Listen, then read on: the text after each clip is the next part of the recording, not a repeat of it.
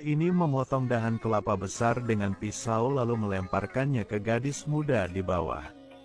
Ketika gadis itu mengumpulkan dahan-dahannya, keduanya dengan cepat merajut daun kelapa menjadi penutup yang tebal. Pemuda itu kemudian meletakkan daun itu di atas tiang kayu yang sudah jadi, untuk menghalangi sinar matahari di pulau terpencil itu. Selanjutnya gadis itu di pantai mengumpulkan banyak jaring ikan tua, memperbaiki tiang kayu bersama-sama jadi lebih kokoh. Namun saat keduanya selesai membangun rumah, hujan mulai turun dengan deras. Pria itu bahagia. Dengan cepat ambil secangkir air dari tangki sederhana. Beri pada gadis muda itu segelas besar air. Mereka belum minum air tawar selama 2 hari. Setelah menerima tempurung kelapa, ia langsung meminumnya. Tapi air tawar sedikit ini tidak cukup untuk keduanya terus bertahan hidup. Jadi keesokan paginya, si pria memakai kacamata renang menyelam ke laut dengan lembing buatan sendiri. Tanpa diduga, dia tak menemukan makanan tetapi bertemu dengan hiu yang juga sedang berburu. Pria itu takut sehingga pipis di celana. Dia cepat bersembunyi di karang, hindari terlihat oleh hiu. Ketika dia bersembunyi dari hiu, dia tanpa sengaja temukan seekor lobster raksasa. Dia segera mengambil lembing di punggungnya dan menusuk lobster sekali. Setelah mendapatkan rampasannya, dia segera berenang ke darat. Tetapi ketika dia muncul ke permukaan, dia melihat seorang pria terbaring di atas pasir sekarat. Sampai dia melihat lebih dekat, dia menemukan pria ini adalah suami kaya dari gadis itu. Dia bertanya-tanya, apa keputusan yang tepat? Haruskah dia membantu pria itu? Jika menyelamatkannya, dunianya dan sang dewinya pasti akan hancur. Tapi setelah berpikir lagi, mereka saat ini berada di pulau terpencil. Semakin banyak orang, semakin banyak peluang untuk bertahan hidup. Akhirnya orang kaya itu dibawa ke darat.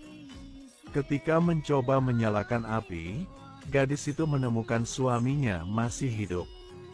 Jadi dia segera membuang tongkat itu, dengan gembira berlari ke arah suaminya.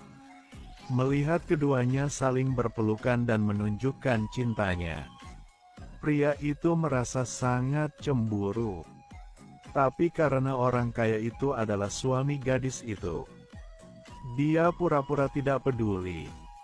Beri dia sebuah tempurung air tawar. Namun ekspresi yang tidak disengaja ini terlihat oleh gadis itu. Setelah dihibur dan diyakinkan oleh gadis itu, dia kemudian berbicara tentang jumlah makanan yang bisa ditangkap untuk ketiganya sehari. Lalu dia dan sang dewi bermain riang di pantai, tanpa mengetahui bahwa semua ini dilihat oleh suaminya. Keesokan harinya ketika si pria kembali, dia menemukan bahwa pria itu telah membelah rumah kayu itu menjadi 2, dan menyimpannya untuk diri sendiri. Hanya menyisakan beberapa papan kayu untuknya. Dia langsung marah dan ingin melawannya. Namun, ketika melihatnya memegang korek api, dia menekan amarah di dalam hatinya dan meminjam korek apinya. Pria itu memandangnya dengan jijik. Bukankah kau ingin makan ikan mentah? Seperti orang Jepang. Tanpa diduga, kalimat ini benar-benar membuat marah pria itu. Dia memutuskan untuk berhenti menyediakan makanan untuk keduanya. Untuk bertahan hidup, gadis muda itu harus memilih suaminya yang memiliki korek api. Tapi orang kaya itu dimanjakan sejak kecil. Dia tidak tahu cara menangkap ikan. Dia gunakan garpu kayu untuk memancing di dekat pantai. Tetapi bahkan tidak menangkap sisik ikan. Sebaliknya, pemuda itu memanen banyak setiap hari. Lambat laun sang istri kehilangan kesabaran dengan suaminya. Tidak ada jalan lain. Gadis itu hanya bisa mengangkat batu itu dengan kikuk. Hancurkan cangkang keong yang keras. Dan dengan cepat mengeluarkan daging yang di dalamnya. Tanpa ragu dia memasukkannya ke dalam mulut. Bau amis langsung memenuhi seluruh rongga mulutnya. Membuatnya merasa mual. Ini adalah hari kelima mereka tersesat di pulau itu. Jika tidak memikirkan cara untuk mengisi kembali energinya, dia pasti akan mati kelaparan. Jadi dia melihat pria di sebelahnya. Melihatnya menikmati potongan sashimi dan daging lobster yang lezat. Dia sangat ingin makannya. Dia tidak tahan lagi. Di bawah siksaan kelaparan, dia sengaja pamerkan pesonanya dan berjalan melewati tempat pemuda itu. Tanpa diduga, hanya beberapa langkah lagi, pria itu tidak sabar memanggilnya kembali. "Sayang, datang ke sini dan makan sedikit." Melihat tindakannya berhasil, gadis itu dengan cepat duduk di depan pria itu. Gunakan kedua tangan untuk memasukkan daging lobster ke dalam mulut dan memakannya dengan senang hati. Lihat dia makan tanpa malu-malu. Pria itu berinya kelapa yang manis. Senang melihatnya meminum semuanya. Tetapi ketika pria itu menerima ucapan terima kasihnya, suaminya tiba-tiba muncul dari laut. Untuk menghindari konflik antara suaminya dan pria itu, gadis itu buru-buru memasukkan semua daging ikan ke dalam mulutnya. Usap makanan di sudut mulut setelah makan. Lalu berlari menemui suaminya. Tapi dia tidak tahu. Segala sesuatu yang terjadi di pantai dilihat olehnya. Namun ia tidak membeberkan tindakan keduanya saat itu, melainkan memilih untuk menderita. Karena dia tidak bisa menangkap ikan selama 3 hari. Tubuh yang lemahnya sama sekali tidak mampu melawan-lawannya. Hingga suatu hari, ketika dia pergi ke laut untuk menangkap ikan, dia melihat asap putih mengambang di pantai. Saat ini dia tidak peduli dengan tubuhnya yang lemah. Segera ke pantai untuk menginterogasi pria itu. "Apakah kau mencuri korek apiku?" "Sama sekali tidak, sobat." "Jadi dari mana tumpukan ini berasal?" Melihat lelaki itu masih tidak mengakuinya, dia mengangkat segenggam pasir untuk memadamkan api. Tak disangka, aksi ini membuatnya marah. Dia mengangkat tongkat dan memukul wajah si suami kaya. Pria tidak mau kalah. Langsung mendorong pria itu ke tanah. Setelah pertarungan keras, karena usianya tua, ditambah lama tidak makan, secara bertahap kehilangan keuntungan. Setelah saran gadis muda itu, mereka berdua berhenti. Tetapi suami kaya itu masih marah karena pria itu mencuri korek apinya. Lalu memanfaatkan saat dia tidur siang, si kaya mencuri kacamata renangnya. Dia menyelam ke laut dalam untuk menangkap ikan dan udang.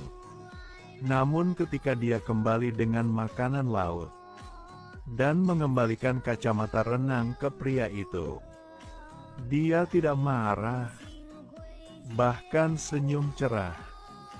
Dengan perilaku yang tidak biasa ini, orang kaya itu sangat bingung. Jadi dia bertanya kepada istrinya.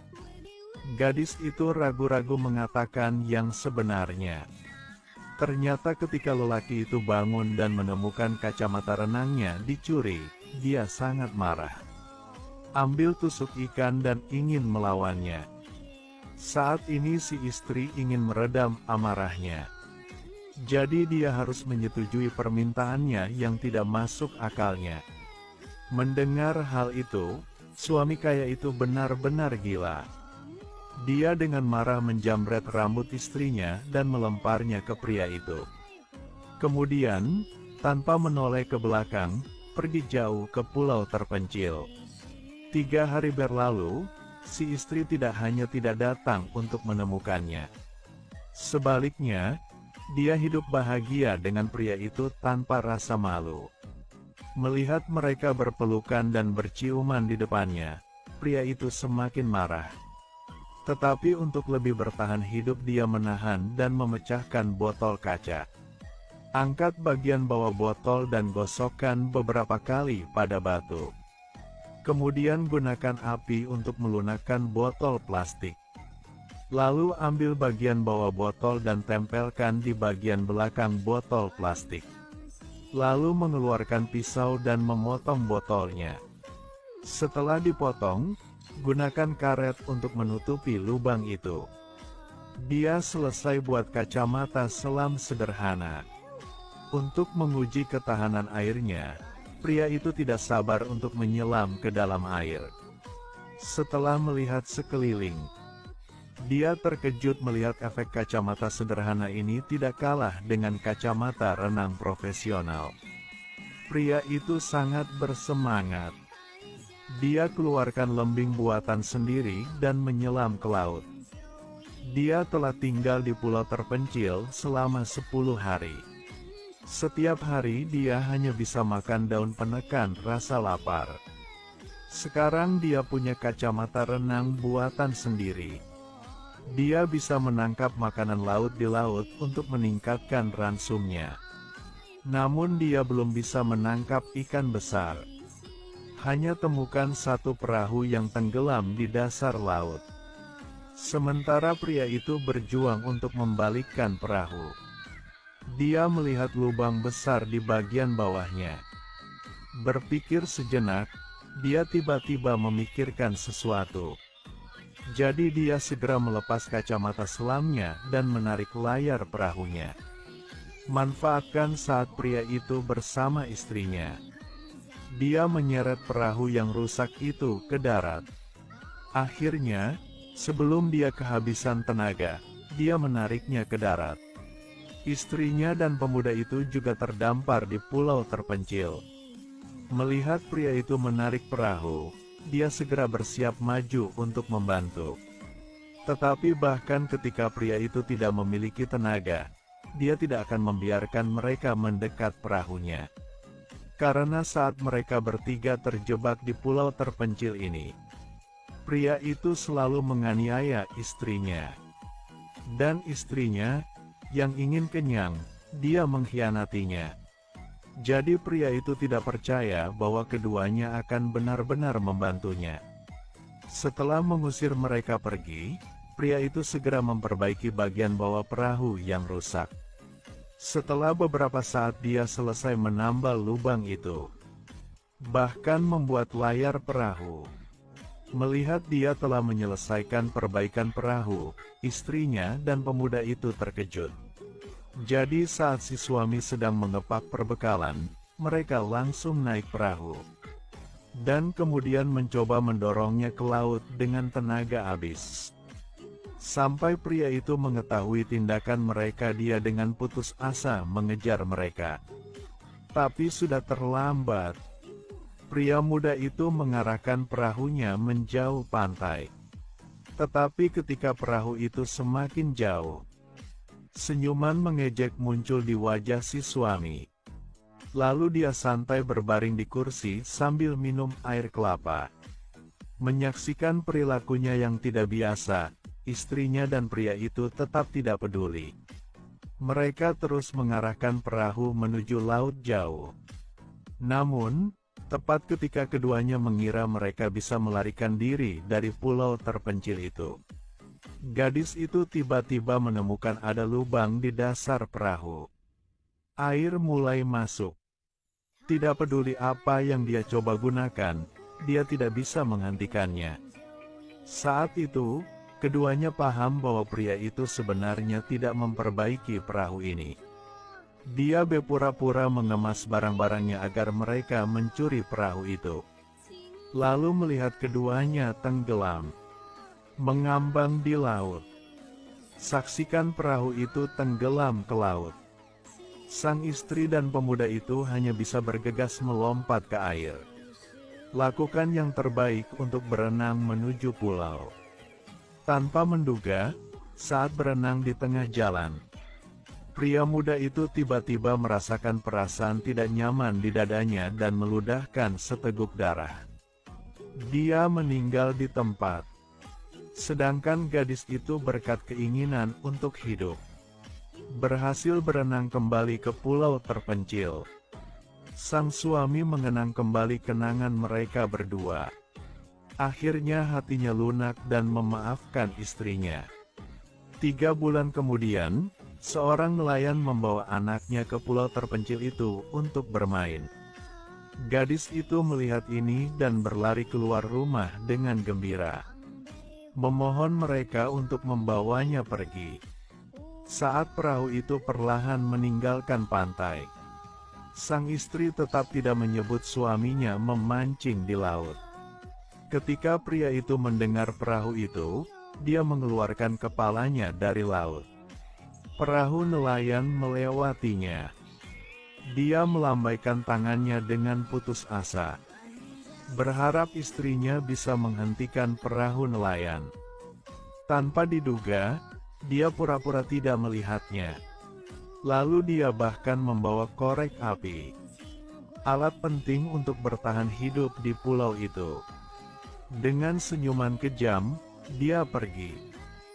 Pria ini memotong dahan kelapa besar dengan pisau lalu melemparkannya ke gadis muda di bawah.